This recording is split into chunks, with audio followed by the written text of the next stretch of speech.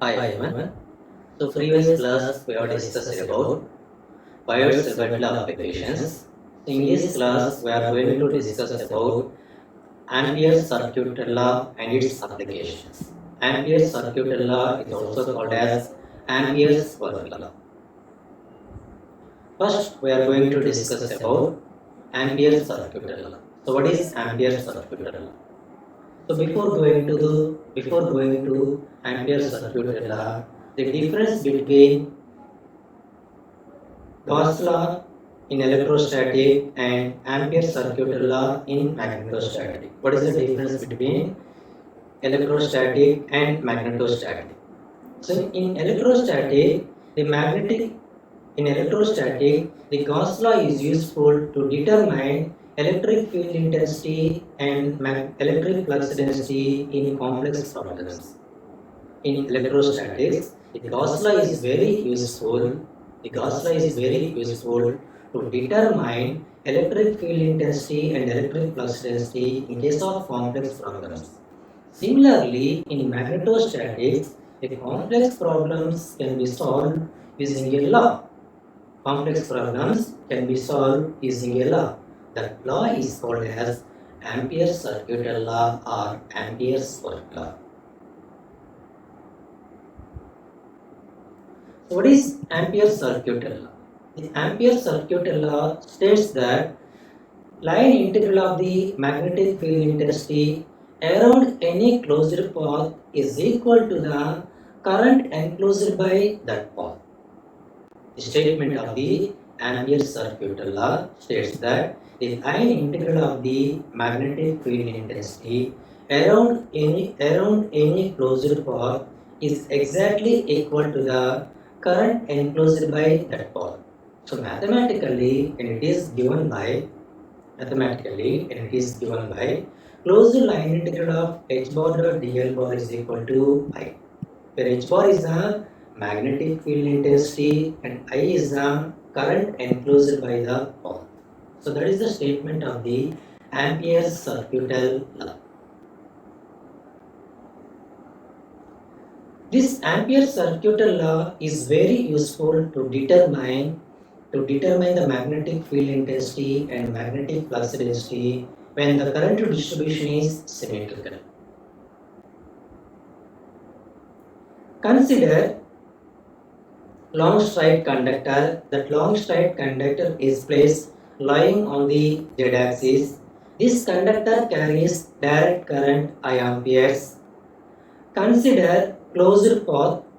That closed path radius is smaller, which encloses the current carries the direct current, which encloses the current carries the straight conductor. Once again, consider long straight conductor. That long straight conductor is placed lying on the z-axis. That conductor carries direct current I amperes. Consider a closed path. That closed path radius is smaller, which encloses current carries straight conductor. Consider point P on the closed path. This is the conductor, straight conductor. This conductor carries direct current I ampere.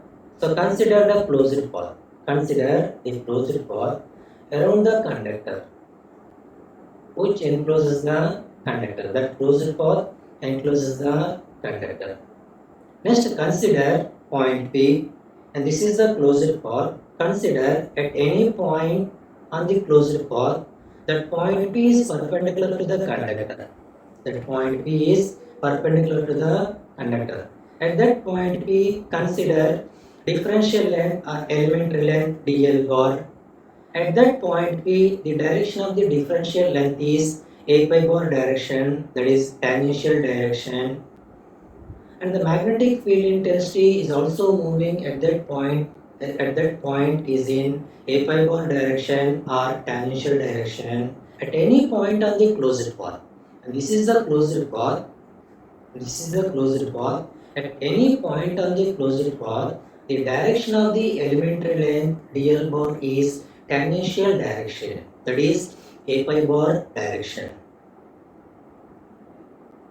So find out the magnetic field intensity at point P. Find out the magnetic field intensity at point P.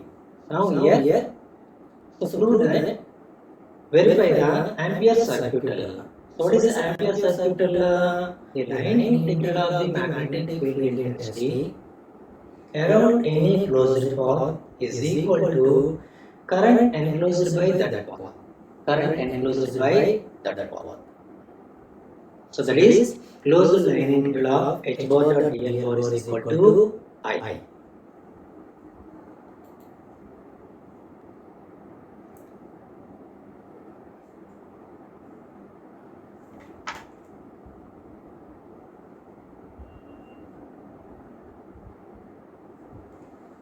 So at the point P, elementary length is dl bar and the elementary length is varying only a pi bar direction, tangential direct direction.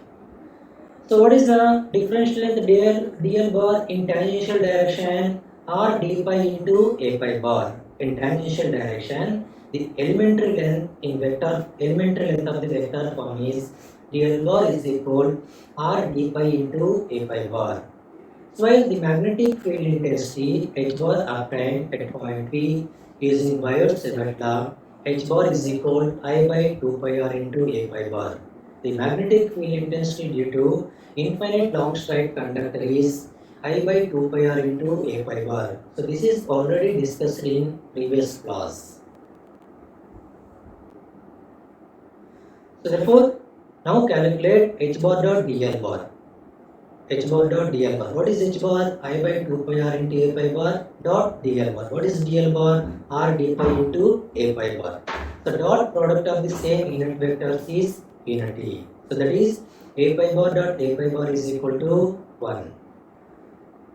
So integrating the above equation on both sides, we have closed line integral of h bar dot dl bar is equal. So integrating above equation over entire closed path. Now here the direction of the magnetic field intensity and dl bar is varying along a pi bar direction. That is a pi bar direction. So what is the range of the pi? Pi is varies from 0 to pi. Therefore, the closed line integral of h bar dot dl bar is equal integral over 0 to 2 pi entire path. So what is h bar dot dl bar value? 1 by 2 pi into d pi. So 1 by 2 pi is constant, that is written before integration. Integral 1 d pi is pi. Integral 1 d pi is pi over 0 to 2 pi, that is equal RHS term is I. And what is LHS term? Closed line integral of h bar dot dl bar is equal, what is RHS term? I. What is that equation? That is the equation of the Ampere circuital law. That is the statement of the Ampere circuital law. Hence, the Ampere circuital law is verified.